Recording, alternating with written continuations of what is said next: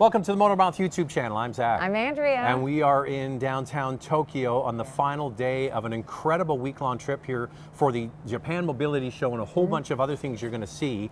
And this was quite a trip, Andrea. Your first time to Japan. What was your first impression of Japan? I just think that it is the most amazing country. Modern. Ultra modern. Yeah, energetic, lively, clean, efficient, and the people are just so friendly and kind here. It has been an incredible experience. I'm actually sad to go home, and Zach and I were talking, we just have to bring our boys back here. Yeah, so we're going to have a little tour one day. Yeah. They've been bugging us to come too.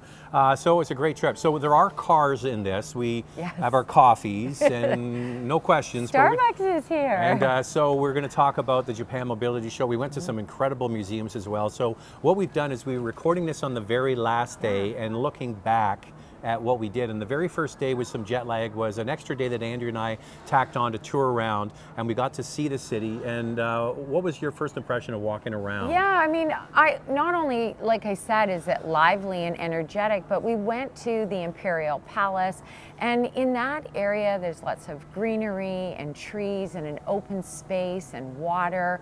And I was surprised to see that. Like, I thought it would just kind of be a big city. I really like the mix of it all. We saw Godzilla, all the statues, Hachi.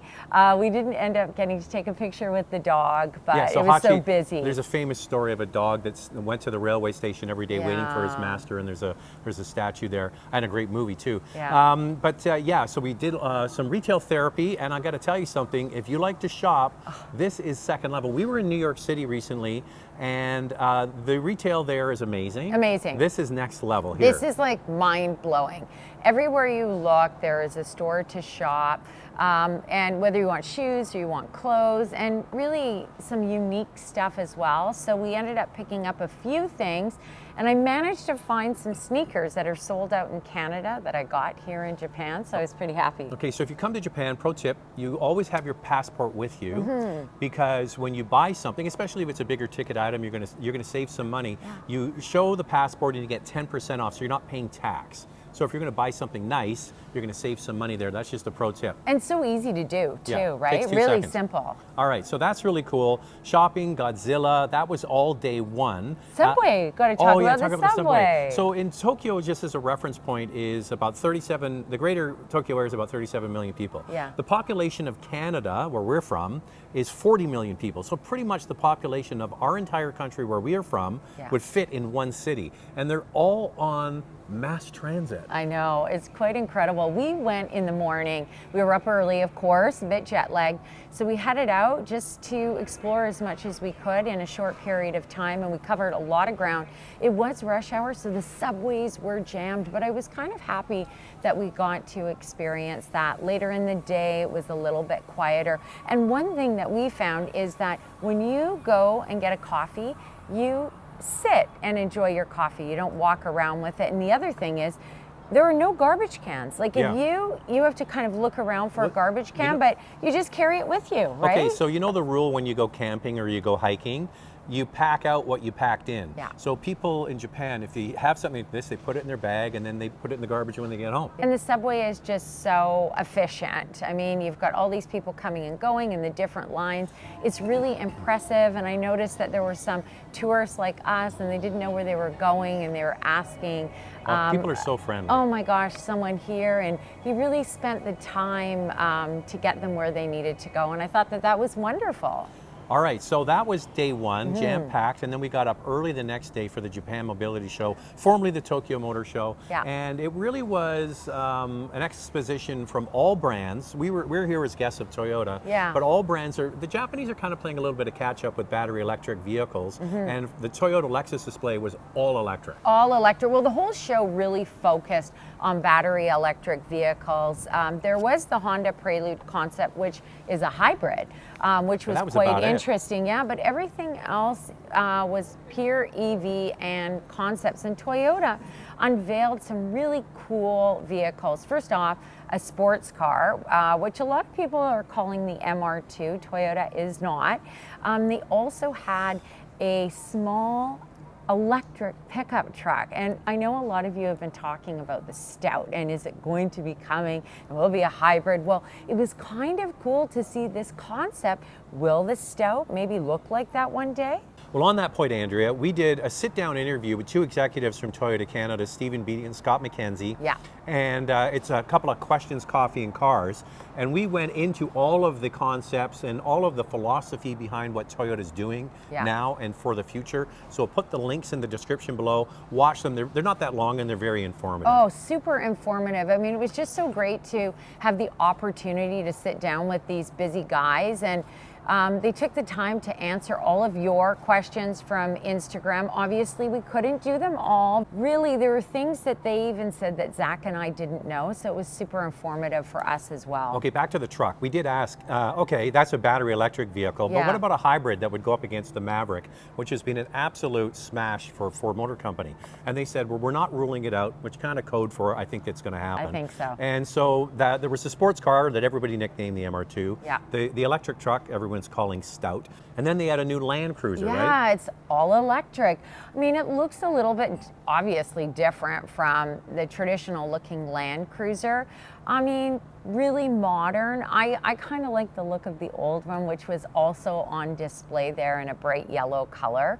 It is the global debut, but it's not like the Land Cruiser. It's not like the Land Cruiser with the upright boxy body on frame. It looks like a unibody design. It looks a lot like the Velar with flush door handles. Even the back of it is a bit like the Range Rover Velar. So I kind of wonder if Land Cruiser is going to be maybe a sub-brand with different levels of vehicles, kind of like Range Rover is for Land Rover. Could be. Could be, right? Then they also had some transport trucks on display, and the focus was on creating vehicles for different people with different needs and different occupations. So for example, they showed one transport vehicle with an office inside of it with a guy sitting with a desk. There was, you could go with a hair salon. Instead of paying rent in an office or a storefront, maybe moving towards vehicles that can do all that for you. So the one that caught my eye was the body-on-frame electric truck. Okay, so you have the front cab and then a body-on-frame platform, and it's just a black box they had there. So the idea was that black box could come off, and say that was, a hair salon, that would come off, and then at night another box would go on there, and then that might be a DJ booth or something for parties. But what I was intrigued is that obviously, because the electric truck base could be used for like an electric Land Cruiser or something like that. But I noticed between that black box and the body on frame, I didn't see a battery. I know. I just wonder if it wasn't quite finished yet. Not sure about that. And then we move over to Lexus, and this was pretty exciting to see. It is a brand new battery, brand new software, brand new technology, and it is coming to North America in 2026. So it's going to be interesting to see how much range this vehicle is going to have and power, because it is a new battery. Okay, so that was the only confirmed production car. So that Lexus is coming in just a couple of model years.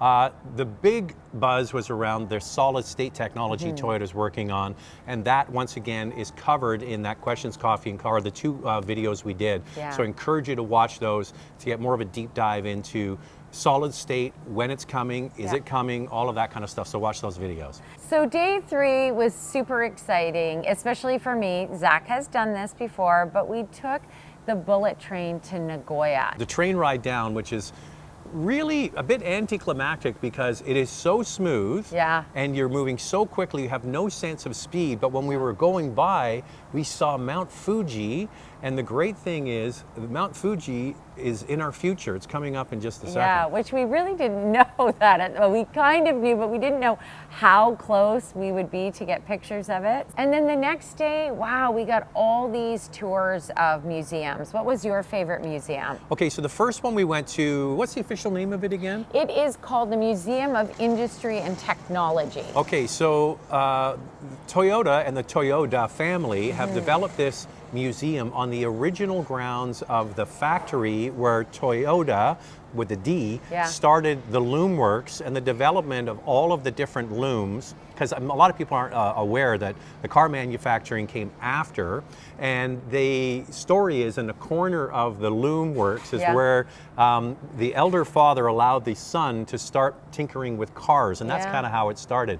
But the innovation of how all the technology for making fabric had progressed from basic stuff all the way to highly advanced robotic machinery. Yeah, it was just so interesting to see. I think that was probably one of my favorite museums just because of all the history that was involved in Come it. on, hon. It was all the little kids. Oh my gosh. They were so cute. Well, what I loved is that they were all there on a school tour. So they're learning all of this stuff, you know, at a very young age. So that original company still exists and still makes materials for Toyota, the car company. So seat materials, headliners are still made by that fabric company, go into the cars. And what was really neat was the original sort of jig for the very first Toyota, with a Toyota AA is the name of the car. Yeah, and you saw it right from the beginning. We saw the prototype model, and then we saw the finished product, and it's pretty cool. It's big.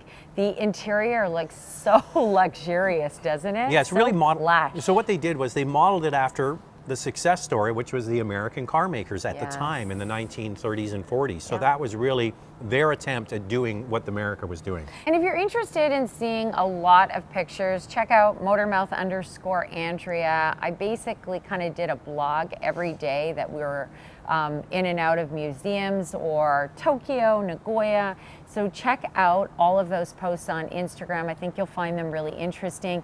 And then after you saw the first passenger vehicle, you moved along and you saw all of these older Toyotas, and there was a Toyota Tercel Yeah. and a Camry. I mean, the list went on, and it was just really so good to see these old vehicles that are in immaculate condition. So then just up the road, we left that museum, and then we went to the Toyota Automobile Museum, separate museum, and that is world class. And they have all brands. Like, it's not just about Toyota. No. It's everything you could ever want, from Yeah. big, huge Duesenbergs to SL300 Gullwing Mercedes. The Golf, the Beetle. Yeah, they have original, before the war. They made, it wasn't called the Volkswagen Beetle.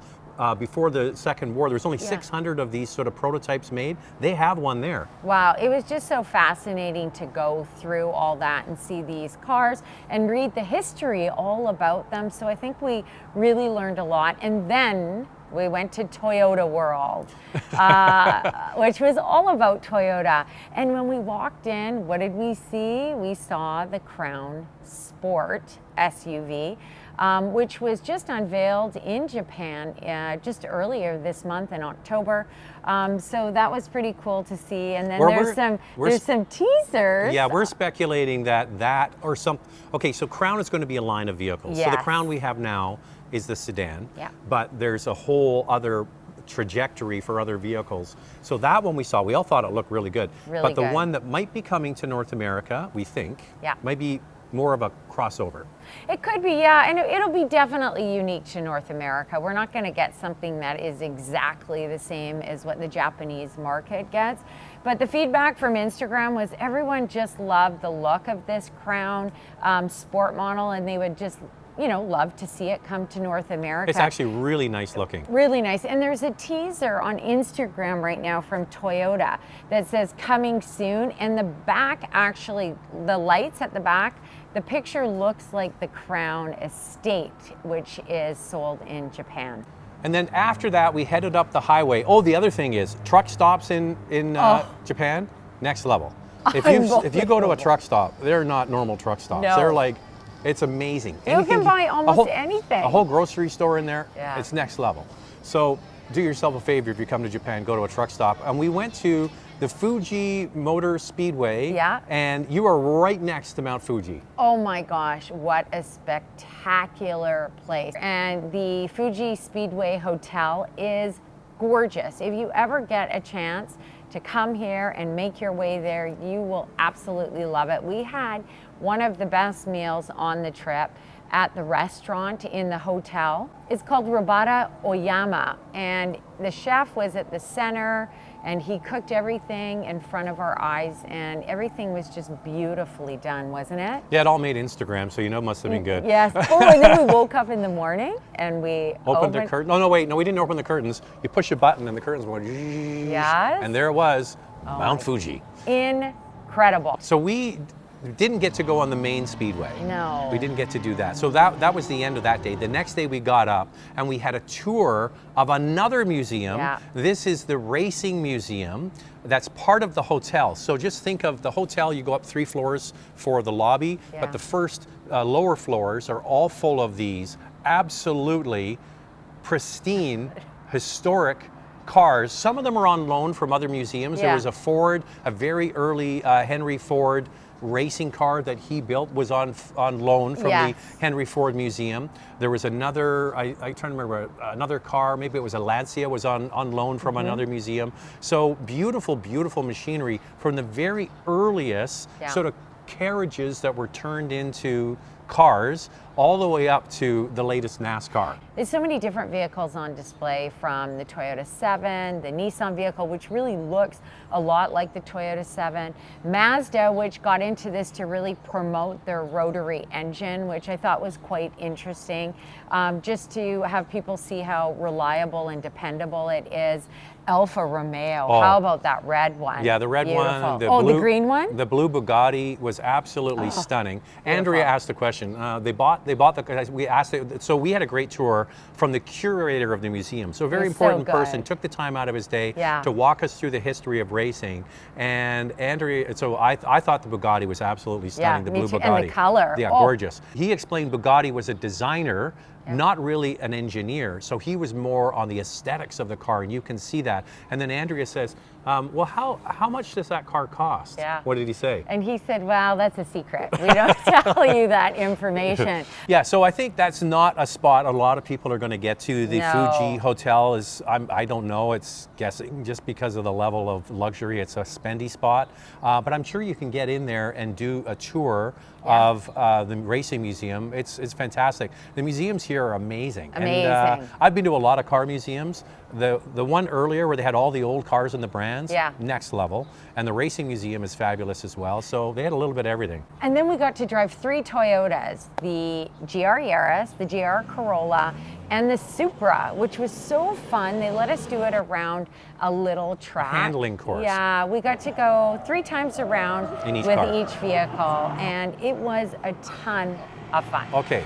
This one was a bit of a maniac. He says, I'm a maniac. Yeah, well, I've said this before, Andrea. I have had some time on the track, so, but it was a real weird thing for Andrea because the Supra was an automatic, but the Yaris and the Corolla were manuals. You're sitting on the right. Andrea's driving. She's only been driving stick for 2 years, and then you got to figure it out with your left hand. Good thing is Andrea's left-handed. But I didn't find it too bad, actually. I found it to be pretty easy with the shifting. It was kind of, I think I kept going a little bit too far to the left, even though I felt like I was close to the other line. But you don't know the edge. It's like the edge of the car. Unfortunately, it was very short, and I didn't have a chance to put a GoPro on the inside and capture all of that. So you're seeing some shots of us going around this handling course. But yeah, the GR, Yaris, and Corolla are loads of fun.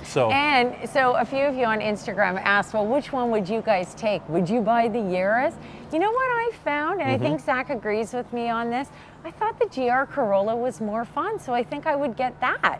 Yeah, maybe a little bit bigger. We don't get it anyway, so it's all a pipe dream. Yeah. And I think even getting a GR Corolla is a bit of a pipe dream for most people. But that was just amazing. So after that, it was back on the bus. To Tokyo. Back to Tokyo again. Yeah. Go we wrapped karting. up the night with some karaoke. Yeah, we did some karaoke. Yeah. You're a little pitchy, dog. A little pitchy.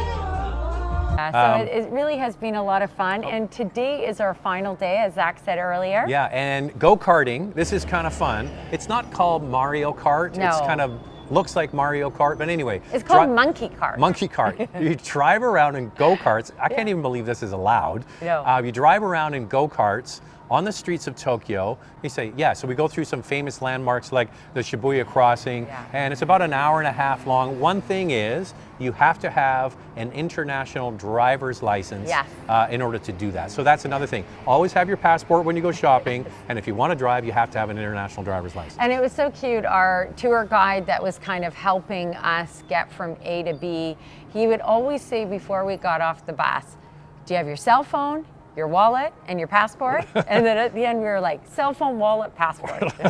Good things to know. Yeah. So we're basically wrapped here. We got our bags packed. Unfortunately, we're heading to the airport for a long flight home. But We are. So Andrea, could I twist your arm to come back to Japan? 100%. Absolutely. I love this country. I love this city. Tokyo was fabulous, and one day I would love to explore more. Yeah. You know, see have different areas. Our own program, maybe bring the kids. That would be a lot of fun. And a big thank you to Toyota. They brought us here. We couldn't have done all of this and experienced it all in such a short period of time if it wasn't for them and being so organized. Toyota's a big deal in Japan. Toyota's a big deal generally, but Yeah. Toyota's a huge deal in Japan, and they get us into places the average cat wouldn't get to see. So it was a really special trip. Yes. Also getting to see the trajectory of this company, where they're going and what it means for you in the future. So that was really special. It was an amazing trip. Yeah. So the other thing is October, amazing weather. Oh If my you're coming- gosh, it was beautiful here every single day. The sun was out. I hear back home it was raining and What it else was is new? cold. So it was just nice to be in such a sunny environment. All right, I'll Thank say you for watching. cheers to that. Yeah.